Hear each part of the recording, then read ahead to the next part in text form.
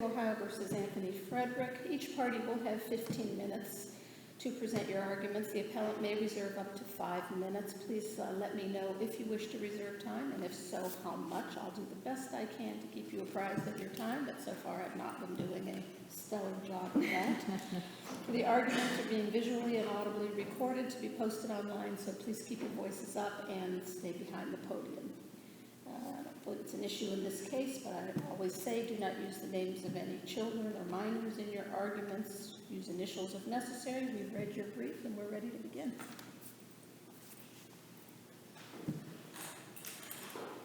Good morning. I would like to reserve 5 minutes for rebuttal, Thank please. you. I am Attorney Michelle Fink. I am here on behalf of Anthony Frederick today for this appeal. Mr. Frederick was charged in the Wayne County Municipal Court with initially 1 count of domestic violence and 1 count of disorderly conduct as a 4th-degree misdemeanor. Approximately a month later, the state added a charge of criminal damaging, and he entered not guilty pleas to all of those charges as he was arraigned with them. Initially, a public defender was appointed. The public defender's office filed a motion to withdraw, stating kind of, I believe it was broken down, irretrievably communication with the client. A court-appointed counsel was appointed, Attorney Coleridge. Mr. Frederick filed some pro se motions with the trial court, which the court did eventually have a hearing with Mr. Frederick and Attorney Coleridge regarding. In that hearing, which is basis for assignment of error 1, there was a hearing with the court in January, I believe it was, and it was based on a document filed by Anthony on December 7th of 2017, which has been made part of my brief. On January 11th of 2018, a hearing was held on that motion. The entire proceeding is 18 pages long in the transcript. The predominant discussion seemed to be focused on Attorney Coleridge's assertion, which is incorporated in Anthony's December motion, regarding having his original counsel reappointed and having to come before the court with regard to a waiver of time motion, which Mr. Frederick had been adamantly denying that he had waived speedy trial at any time. So that was a bulk of what was happening in that transcript. There comes a point where Mr. Frederick says, I can go forward on my own pro se. The court starts to address the option with him, and that it was a serious offense, and it would be preferable if he was represented. But at no time does the court engage in a true colloquy with Mr. Frederick about what his rights are when it comes to being represented. If you look back through the transcript and through the record, Mr. Frederick filed many documents. And I cannot deny in my interaction with Mr. Frederick that there are times that it is difficult to communicate with him and to keep him focused with you on what it is that's happening. But I can say, having interacted with him for the last several months, that it is possible to do so.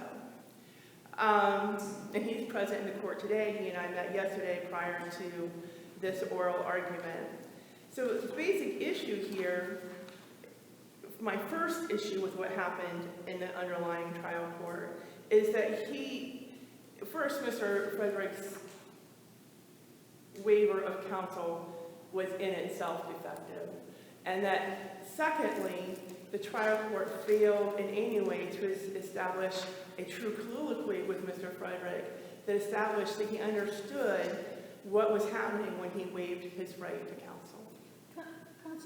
ask you this. Let's say, for sake of argument, which is what you're doing, that you're correct on that point in terms of the waiver of counsel being insufficient. The state suggests in their brief that the remedy then is just his jail sentence goes away because this is a misdemeanor. Do you have any comment on that issue? I do, Your Honor. In fact, that was going to be my next point if I wanted to my next assignment of error. There was an alternative argument, as you've indicated by the state, that if you did find that he did not validly waive his right to counsel, that you validate the conviction and the proper remedy would be to just vacate the jail sentence which was imposed. The issue with that is this is a first-degree misdemeanor domestic violence, which is an escalating misdemeanor, which means that if Mr. Frederick is charged again, it becomes a felony. So this is not just a kind of a basic misdemeanor, it's an escalating misdemeanor. So your action in doing that He was found not guilty of domestic violence. Oh, I'm sorry, you're correct. So yes, that would be for the criminal damaging. I'm sorry. So it would be the release of the underlying time on the criminal damaging because there is no time for the domestic violence as that was convicted as a minor misdemeanor. My issue with that is going to go into the assignment of error 2, Your Honor, which is that the criminal damaging itself is not supported as a conviction. And it was clear, actually, at the trial level, because the jury came back with a question on the criminal damaging. And that question was, can you damage, I get the exact language that they used here.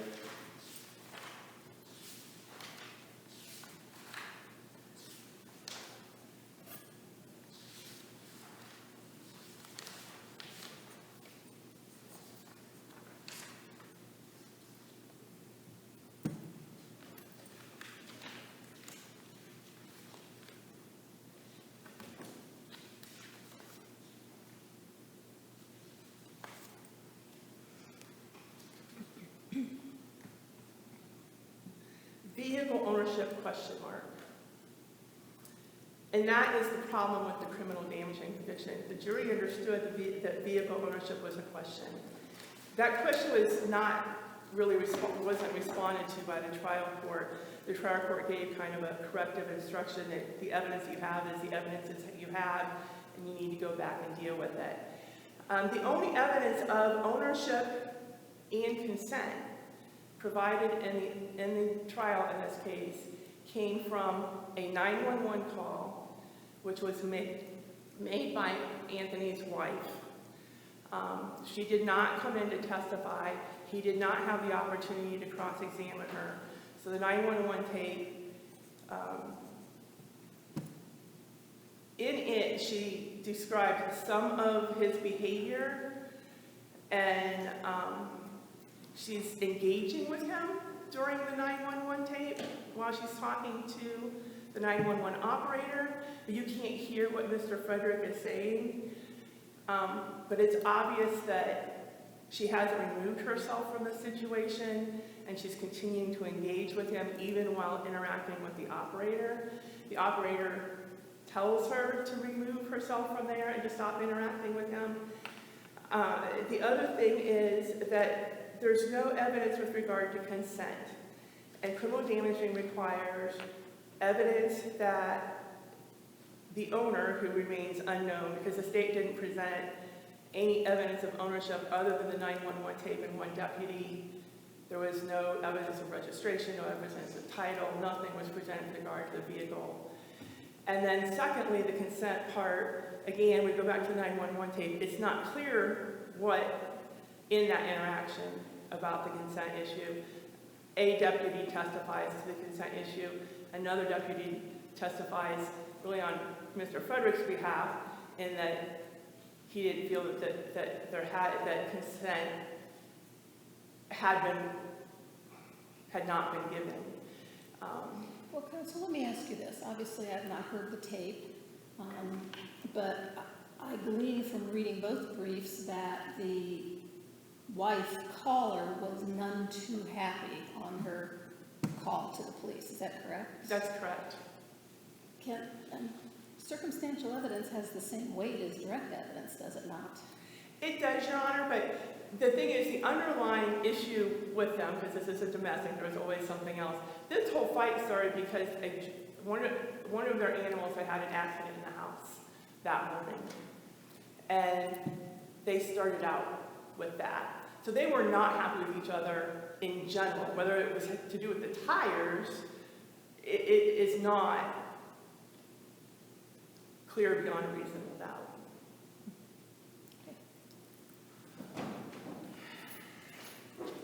And then that same argument carries through into assignment of error 3, which deals with the disorderly conduct.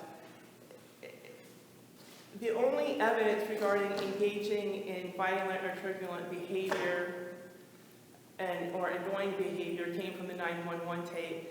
Both deputies testified that their interaction with Mr. Frederick, he was a reasonable individual, frustrated the same as his wife was, but certainly nothing unusual. He was compliant with the officers and answered all of their questions and was not threatening anyone or any other engagement in that type of You're activity. in your rebuttal time. You can keep going, I just want to let you know. Thank you. Okay.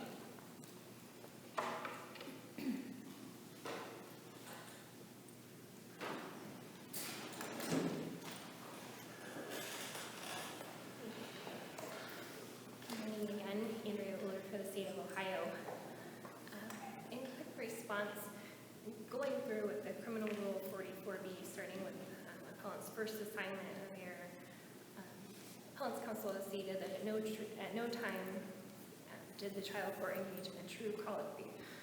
However, the courts in Ohio law is clear that there is no specific requirement, there's no set dialogue that establishes what that colloquy should look like.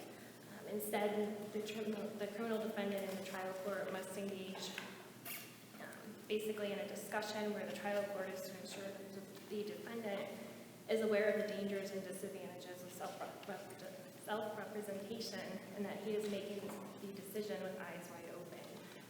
In the present matter, Mr. Frederick objected to his public defender withdrawing as his counsel without explaining on the record why he waived Mr. Frederick's speedy trial rights.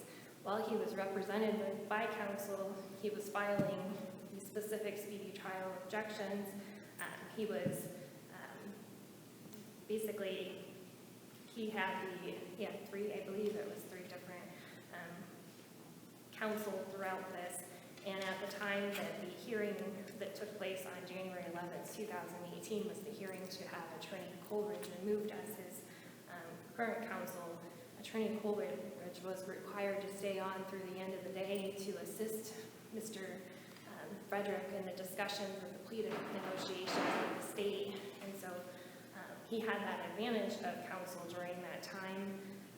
And then after that point, then he was converted to the standby counsel. Essentially, this court reviews whether the defendant knowingly, voluntarily, and intelligently waived his right to counsel de novo and reviews the sufficiency of the trial court's colloquy under the totality of the circumstances. We know that Mr. Frederick was arraigned on these charges in open court where he would hear the penalties and the offenses he was charged with.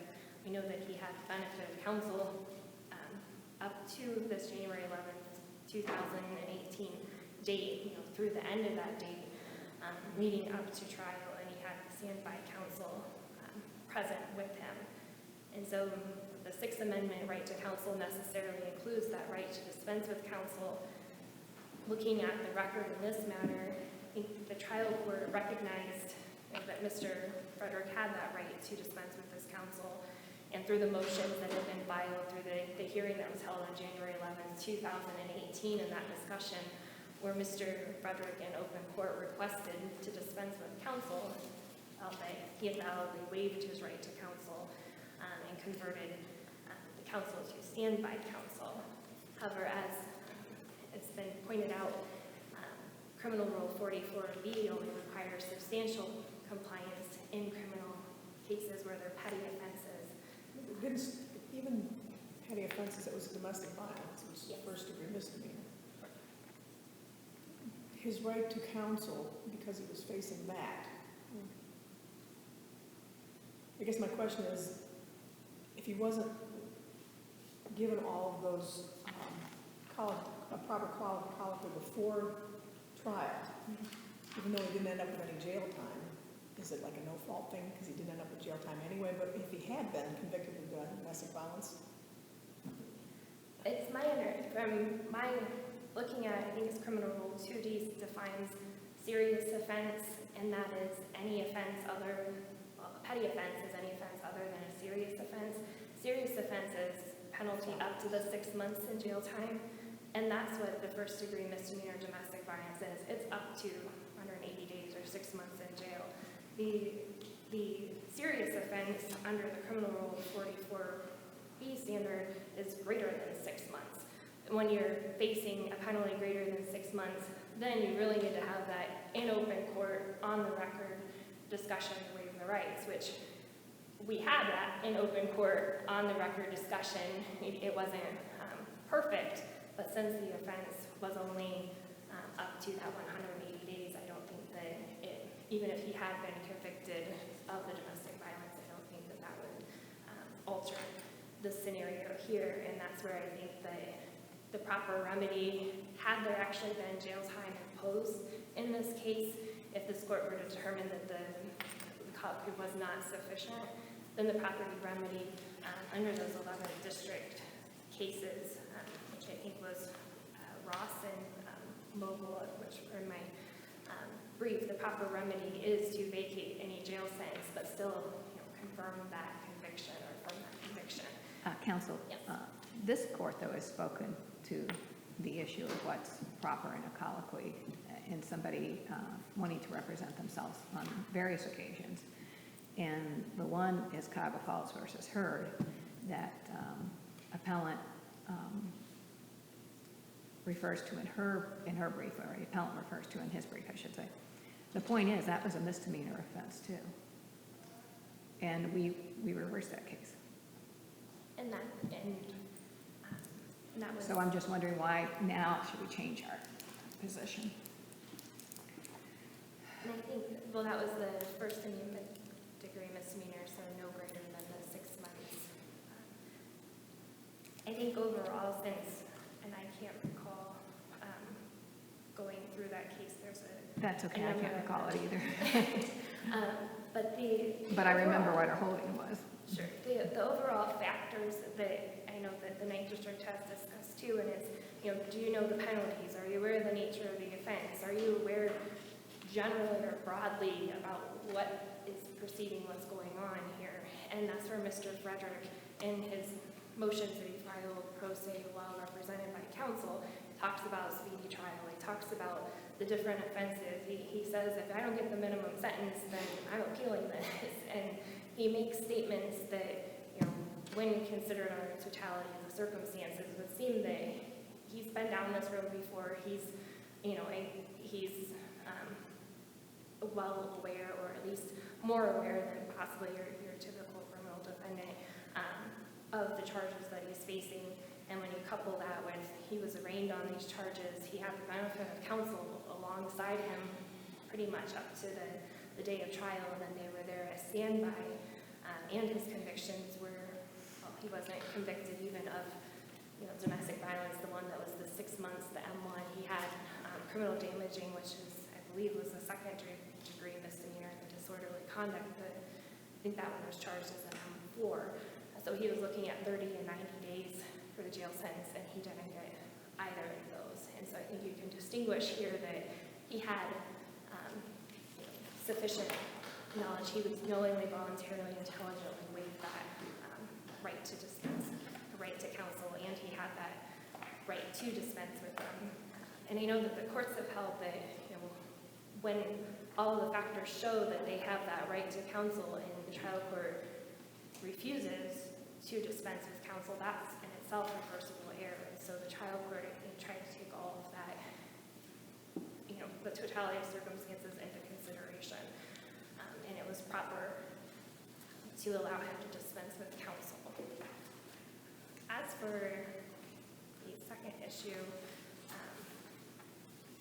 The appellant continually brings up the element of ownership, and as pointed out in the state's brief, ownership is not one of the elements the state was required to prove. It's the property of another, and case law has held that a possessory interest alone is sufficient to show that they have an interest in the property for criminal damaging purposes. And so here, the evidence was sufficient to show that Mr. Frederick engaged in criminal damaging when he basically pulled out the butcher knife and slashed the tires on his wife's vehicle. And you can hear the 911 reporting played, and the wife's frustration, as this court had inquired about. She says, that's fine. Now that's destruction of property or something along those lines. And so and as this court's aware, circumstantial evidence can prove that element of consent. In the appellant's brief, they relied on case law. I believe it was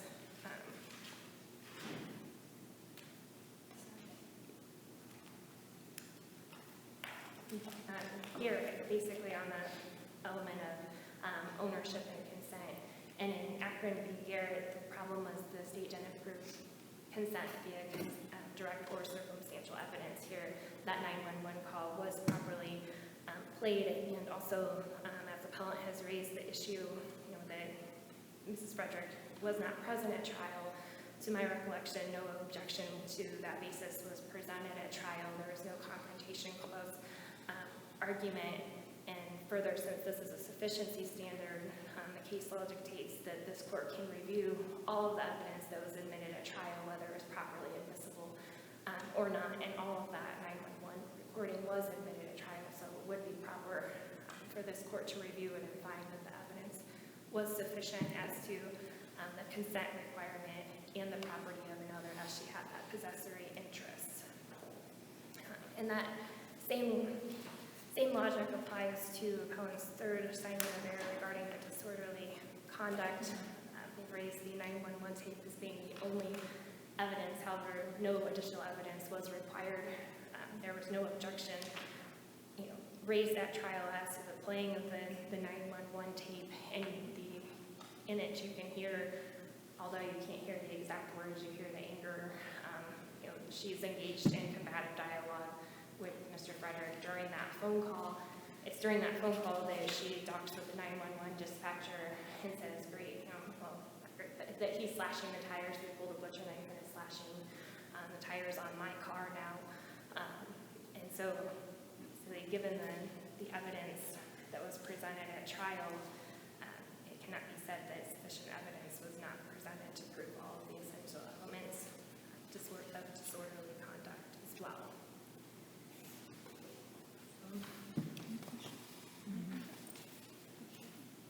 Thank you. All right, thank you.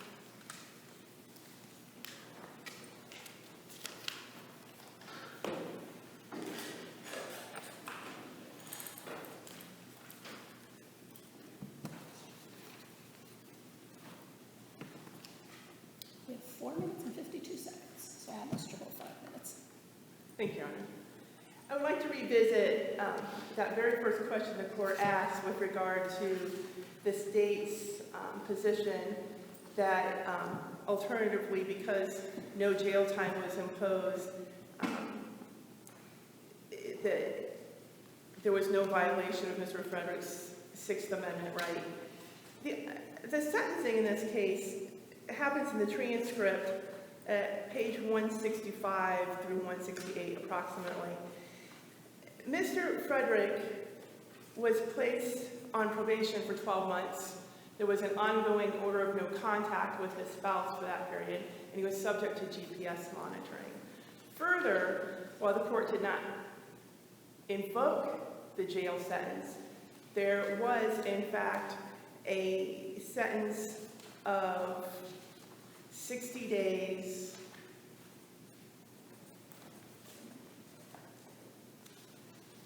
an additional 90 days of incarceration, an additional fine up to $500, and approximately 175 additional hours of community service were left suspended.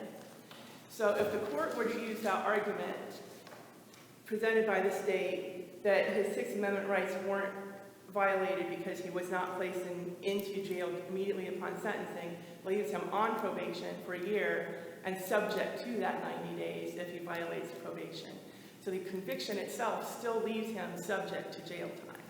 I think what she's saying is that instead of reversing the whole conviction, we could just get rid of all the jail Get time rid and of all all the of it. penalties. And I want to clarify that because it's Yeah, not, and maybe I'm wrong, maybe I misunderstood too, I don't know. I was just responding specifically to the one sentence here.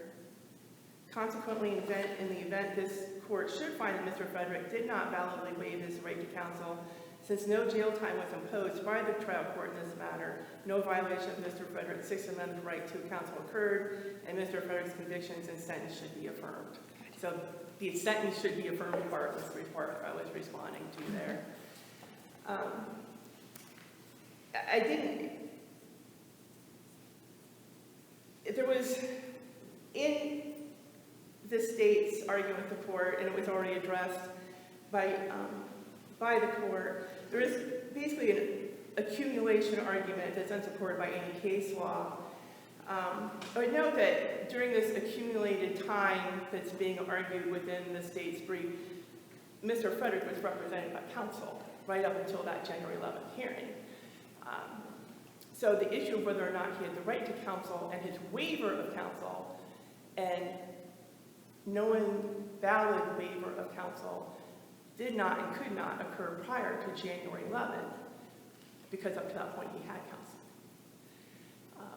And so I'm going to leave you with that unless you have other questions, that is, when I review this case, that is the primary issue here, is that Mr. Frederick, in this record and with the January 11th proceedings, did not validly, knowingly waive his right to counsel.